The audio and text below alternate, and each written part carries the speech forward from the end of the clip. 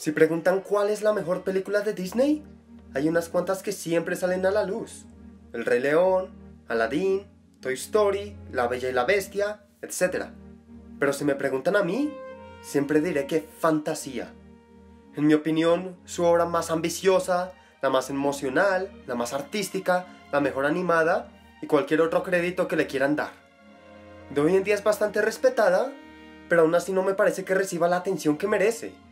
Por lo menos a mí me ha parecido difícil encontrar a alguien que la admire o que siquiera la haya visto, lo que no ocurre con los otros clásicos que ya mencioné. Así que consideren este mi tributo a uno de los mayores logros de la animación y mi explicación de por qué deberían verla. Todo inició en los años 20, cuando Walt Disney empezó a producir lo que sería uno de sus trabajos más importantes, las Silly Symphonies. Seguramente vieron una que otra cuando eran niños. Eran una serie de cortos animados, cómicos, que iban acompañados y sincronizados con piezas de música clásica.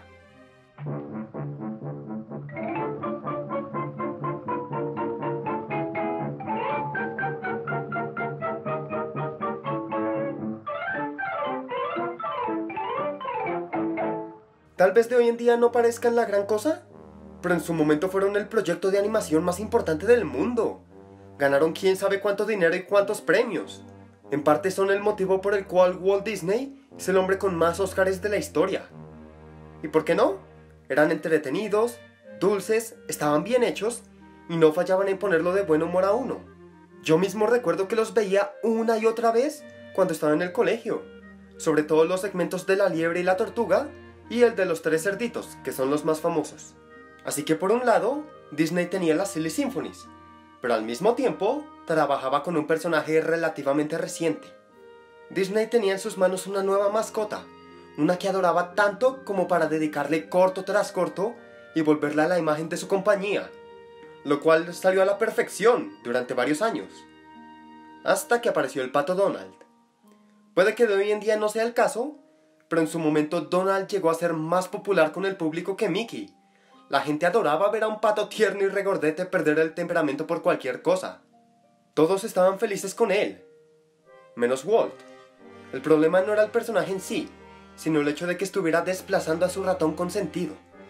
Disney apreciaba demasiado a Mickey como para dejar que se hundiera, por lo que pensó, «Hey, a las personas les gusta Mickey y también les gustan las Silly Symphonies. ¿Por qué no hacer algo con eso?» Y decidió que era hora de crear algo grande. Una obra protagonizada por Mickey que tuviera todo el encanto y la habilidad técnica que la saga llevaba años desarrollando. Y aquí es donde inicia la historia de Fantasía. En 1937, Walt se encontró con el conductor de orquesta Leopold Stokowski. Le explicó su idea de adaptar El aprendiz de brujo, un poema que ya había inspirado su propia pieza orquestal. La historia seguía a un aprendiz que usaba magia a espaldas de su maestro para no tener que trabajar, situación que al final se le salía de las manos. A Stokowski le gustó la idea y se unió con la intención de dirigir la música. Todo iba bien hasta que se dieron cuenta de que el proyecto estaba costando demasiado, más del triple de lo que costaba una Silly Symphony promedio. Y cómo no, si se supone que fuera la más ambiciosa, la mejor animada, la de mejor sonido. El problema era que ya no parecía viable. El cortometraje jamás podría recuperar su inversión, no importaba qué tan bien hecho quedara. Esta es la parte en la que muchos decidirían abandonar el proyecto antes de seguir perdiendo dinero. En vez de eso, Walt y Stokowski decidieron coger toda su ambición y llevarla al extremo. Ya no iban a hacer un corto, sino un montón de ellos y los juntarían. De esa forma podrían venderlo como un largometraje y con suerte recuperar su inversión. Y así nació Fantasía. Fue toda una obra de pasión. Solo hay que pensar en las dos películas que había hecho Walt hasta el momento, Blancanieves y Pinocho. Ambas obras familiares, de narrativa convencional y críticamente aclamadas. Hasta el día de hoy, la primera sigue siendo una de las películas más exitosas de todos los tiempos. Fantasía era un riesgo en cada sentido de la palabra. Duraban más de 2 horas, casi no tenía diálogos, la narrativa era inconsistente y no estaba dirigida a un público familiar. No es que no fuera apta para niños, sino que tenía un tono serio, casi solemne. que era una rareza para un hombre conocido hasta el momento por hacer cortos alegres e infantiles. Incluso la presentación en teatros era un riesgo. La ambición de Walt se tradujo en la creación del Fantasound, un sistema de sonido estéreo complejo, que en su momento revolucionó por completo el uso del sonido en el cine. La idea era replicar con la mayor fidelidad posible el sonido de una orquesta en vivo. Los teatros de la época no eran aptos para la reproducción, así que tenían que llevar montañas de equipo a cada uno para las funciones. Llegó un punto en que consideraron incluir olores, pero para ese momento la cosa ya era tan complicada que decidieron abandonar la idea. En resumen, fue todo un tour de fuerza para llevar a cabo uno de los proyectos audiovisuales más ambiciosos del mundo. Y ahora, quiero pedirle a todo aquel que no la haya visto, que pause este video y vaya a verla. Lo digo en serio, compren un DVD o consigan el mejor teatro en casa que puedan. Si hay una película a la que vale la pena invertirle, es esta. Así que los que tengan el más mínimo interés en verla, sepan que es mucho mejor experimentarla por su cuenta que escucharme balbuceando por los siguientes 15 minutos. Los demás pueden quedarse.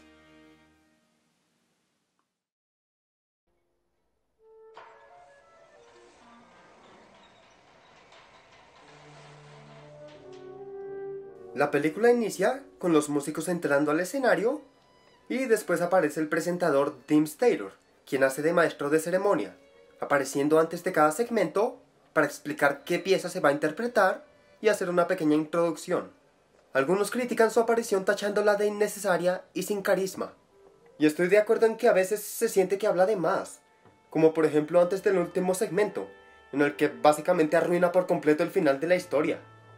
Pero durante el resto, no me parece que sea un problema. Su aparición al inicio es seria y elegante. Y eso es porque la película es seria y elegante. No es un corto promedio de Disney con una mirada infantil. Es un trabajo adulto y complejo, por lo que la actitud de Deems al inicio hace un gran trabajo estableciendo el tono de toda la obra. Además, sirve como una pausa entre cada segmento, lo cual ayuda a aliviar la carga emocional que dejan algunos y lo prepara a uno para el siguiente. Así que no solo no creo que estas pausas sean un estorbo, sino que las considero necesarias para que la obra fluya correctamente. Después de la introducción, empieza la primera pieza, una versión orquestal de Tocata y Fuga de Bach. Y debo decir que resalta lo increíble que es la canción. Es decir, la Tocata y Fuga normal, que se toca en órgano, es bastante sombría pero reservada. Esta conserva ese tono siniestro, pero lo vuelve explosivo. En serio, es tan grande y potente.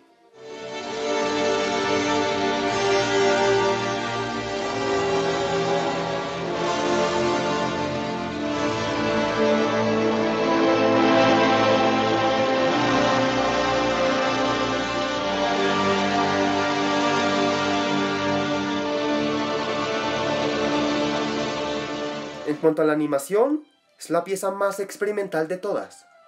Existe una condición llamada sinestesia, en que la estimulación de un sentido activa otro, y por ejemplo, ver un número te hace pensar en un color o en un olor específico. Este segmento juega con eso e ilustra las figuras que se le podrían ocurrir a uno mientras escucha la música. No solo es un segmento abstracto, sino que es aquel en que imagen y sonido están más conectados. Los animadores tenían la libertad de jugar con las formas y con el color sin restricción alguna, y el resultado es magnífico.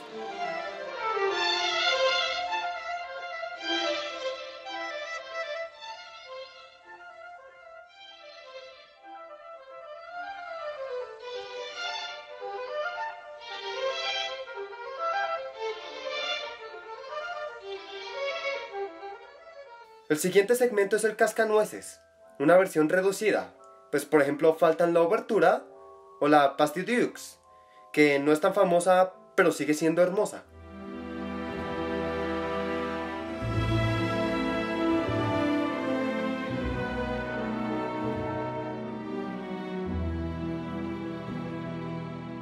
La pieza original fue escrita para acompañar un baile, por lo que parece raro que los animadores hayan elegido como tema el paso de las estaciones, hasta que uno se da cuenta de que la danza sigue allí. Cada segmento es como una presentación distinta, solo que en vez de personas están las hojas, las flores, los animales. Es el baile de la naturaleza, visto desde todos los ángulos. La decisión de darle un entorno distinto a cada movimiento de la pieza ayuda a que el tono sea tan variado. Pasa de ser calmado a ser tierno, elegante, lento, enérgico, y al final con el Vals de las Flores es la culminación de todo lo anterior.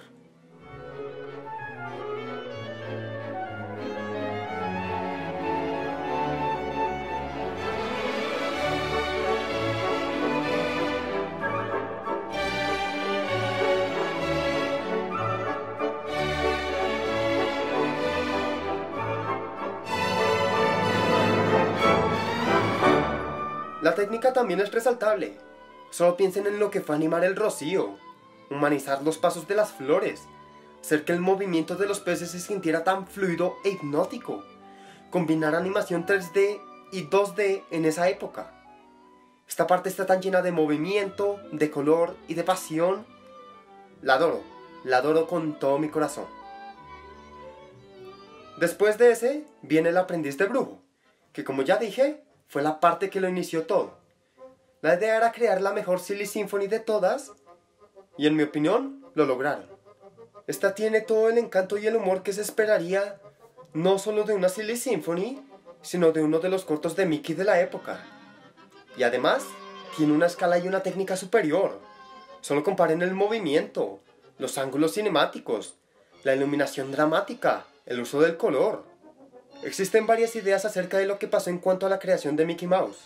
Según unos, a Walt se le ocurrió la idea de crear al ratón en un tren e hizo todo por su cuenta. Según otros, fue su compañero de trabajo, Up Lurks, quien creó el personaje, y luego Walt lo robó sin darle crédito alguno. No aseguro que lo que voy a decir sea la verdad absoluta, pero hasta donde entiendo, lo que ocurrió fue una combinación de las dos cosas. Up Lurks fue quien creó el diseño original de Mickey Mouse, a petición de Walt Disney, quien quería un ser que pudiera competir con Oswald el conejo, un personaje que habían creado antes y sobre el cual perdieron los derechos de autor. Así que no fue tanto que Disney se robara el personaje, estaba en todo su derecho de usarlo, solo que nunca le dio a Lurks el crédito que se merecía. Y aunque, por supuesto, debió reconocerle su labor, tampoco fue como si Lurks hiciera todo el trabajo. Al final, fue Walt quien convirtió al dibujo en lo que es de hoy en día. Fue quien escribió los relatos, quien le dio una voz reconocible y una personalidad agradable. Todo lo que el público adora de él. Y este corto es muestra de ello. Fue uno de los trabajos más importantes de Walt, pues cumplió su cometido de aumentar la popularidad de Mickey. Es decir, si conocen algo de esta película, probablemente es la imagen de Mickey con la bata roja y el sombrero azul. Además de ser una de sus apariciones más famosas, el corto ayudó a establecer al personaje como lo conocemos hoy en día. Hace apenas unos años, el diseño seguía siendo en blanco y negro y con puntos en vez de ojos. Su apariencia actual había sido creada hace apenas unos meses, en La fiesta sorpresa de Mickey y El puntero. El aprendiz de brujo reutilizó el diseño y terminó siendo uno de los proyectos más importantes en la tarea de familiarizarlo con el público. Después viene La consagración de la primavera, una pieza tan avant-garde que se dice causó revueltas después de su primera presentación, lo cual siempre me sonó ridículo. ¿Protestar porque una canción sea demasiado rara? ¿Qué hubiera hecho esa audiencia de haber escuchado rock progresivo del bueno?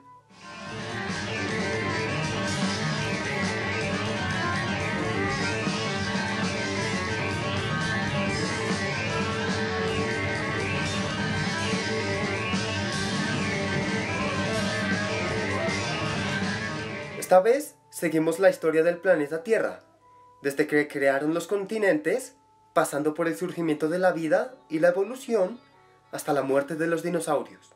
Es uno de los segmentos más largos, durando más de 20 minutos. Y honestamente, me aburrió tanto la primera vez que lo vi. Me pareció que duraba demasiado, que los diseños eran raros y que nada que ver con los segmentos anteriores. Tiempo después me di cuenta de que la pieza efectivamente tenía un montón de momentos lentos y un estilo distinto, pero que aún así yo había llegado con la mentalidad incorrecta. Creo que después de ver El aprendiz de brujo tenía la idea de que la obra iba a conservar ese tono ligero y familiar. cuando en realidad la intención de fantasía es todo lo opuesto, hacer algo más serio y profesional que todo lo que la empresa había logrado hasta el momento. Teniendo eso en mente, fue más fácil admirar esta parte por lo que es, una pieza intensa que aprovecha la rareza de la música para hacer combinaciones curiosas.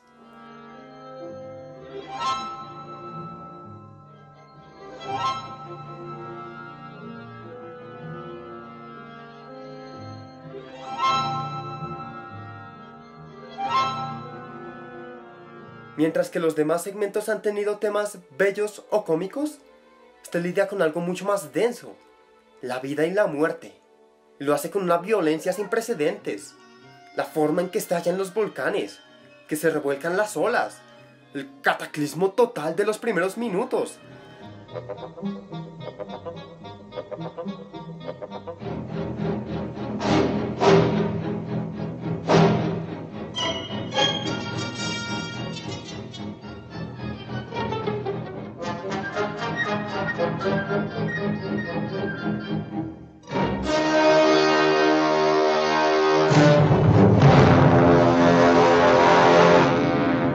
Por ejemplo, en la parte de los dinosaurios, cuando aparece el tiranosaurio Rex y ataca al estegosaurios.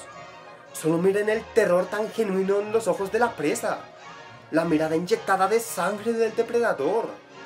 O mejor aún, el final, en que el cambio climático destruye todo, y de ahí en adelante son 5 minutos viendo a los animales morir lentamente, sin comida, sin agua, agonizando bajo un sol desértico.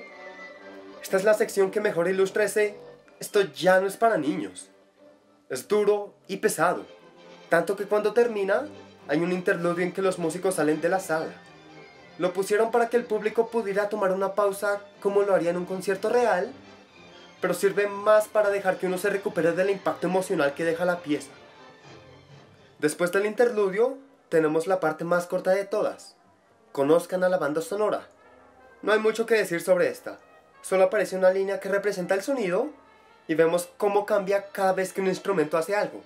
Es claro que lo pusieron para darles más tiempo de llegada a las personas que salieron de la sala durante el interludio. Pero eso no lo hace malo. A decir verdad, es bastante tierno y divertido. Y también es interesante ver cómo los animadores logran darle personalidad a algo tan básico como una línea. All right, come on. That's all right. Don't be timid. Add a soundtrack. Luego viene la Sinfonía Pastoral, donde visitamos los Campos Elíseos junto al Olimpo. Si hay una palabra que resuma esta sección, es tierna. Todo es tan adorable que me dan ganas de vomitar arcoíris. Ciertamente el color es el mayor atractivo de la sección. Es tan vibrante y llamativo, puro dulce para los ojos. Uno creería que después de un rato sería extenuante, y la verdad es que alcanza a hacerlo. Admito que si hay un segmento que me agota, es este. No solo porque dura más de 20 minutos, sino porque hay secciones que en serio no disfruto. Todo lo que tiene que ver con el dios del vino o con los centauros se me hace monótono. Es decir, sigue siendo bueno, pero aún así... En cambio, no me molestaría que se le diera más tiempo a la parte de los Pegasos. Como digo, son apapachables y todo lo que tiene que ver con sus movimientos en el aire es cautivante. También disfruto la parte en que llega Zeus e inicia una tormenta devastadora. No solo cambia la paleta de colores, de forma que no pueda descansar los ojos, sino que tiene esa intensidad que comparten los otros cortos, cuya ausencia puede ser lo que me queda faltando en algunas partes.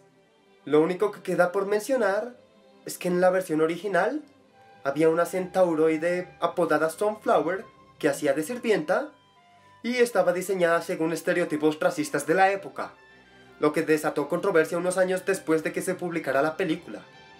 Disney hizo todo lo posible por borrarla, por lo que en algunas ediciones cortaron partes de la pieza en que aparecía y en otras solo recortaban la imagen para dejarla por fuera. Eventualmente se disculparon, admitieron que fue un mal producto de la era e hicieron todo lo posible por dejarla en el pasado. Fue cuestionable y ofensivo, aunque no lo menciono porque me parezca lo más horroroso del mundo. Más bien, me parece interesante ver cómo en unas cuantas décadas han cambiado tanto la moral y lo que se considera aceptable mostrar en pantalla.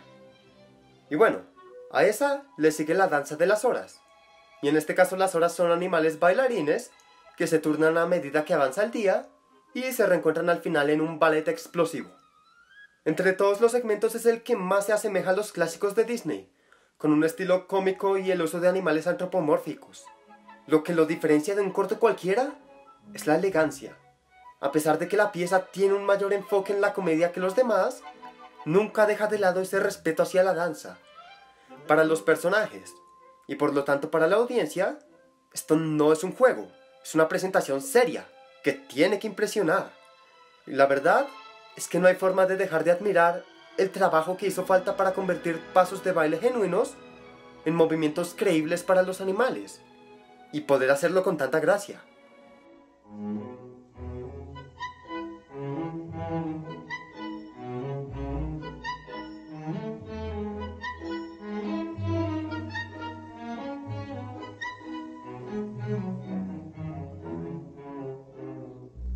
Por último, viene el combo de La noche en la montaña calva y el Ave María, en el que vemos al demonio Chernabog despertando a todos los espectros de sus tumbas y celebrando, hasta que las campanas de la iglesia los obligan a volver por donde vinieron, lo que es seguido por una procesión religiosa hasta el amanecer.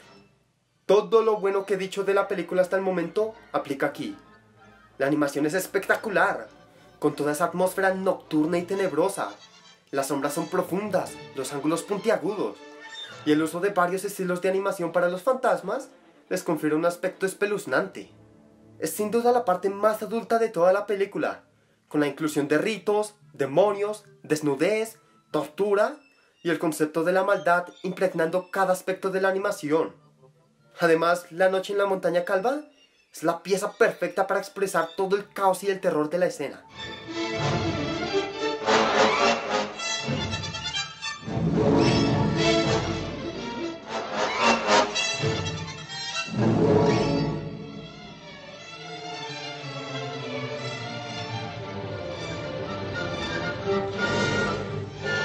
Esta primera parte es la más recordada, y con razón. Hasta el día de hoy, en Disney siguen recibiendo quejas de padres aclarando que a sus niños les dieron pesadillas, lo cual me alegra. Aún así, mi parte favorita, y de hecho mi momento favorito de toda la película, es el Ave María, que es un contraste brillante con lo que acabamos de ver. Si antes había caos y horror, ahora hay tranquilidad. Si la música era violenta, ahora es calmada. Si antes había oscuridad, ahora hay luz acogedora. Las dos piezas se vuelven poderosas cada vez que están juntas. Es un choque tan fuerte que no lo puede dejar indiferente a uno. Incluso si no se es religioso, la sola idea del bien siendo capaz de sobreponerse al peor de los males es conmovedora.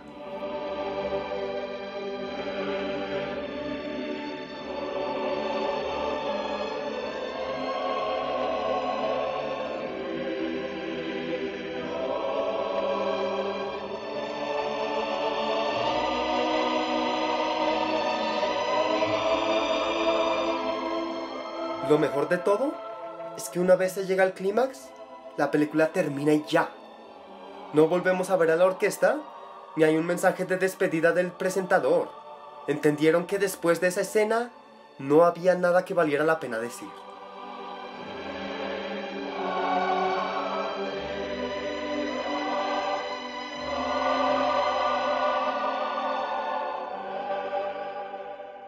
Qué increíble hubiera sido que tuviera éxito y Disney se animara a producir proyectos similares del mismo calibre.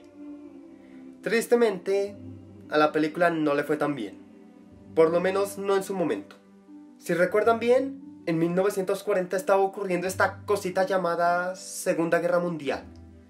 Como afectaba a la mayoría de Europa, el mercado del entretenimiento estaba limitado, de forma que había todo un continente al cual no podían venderle la película.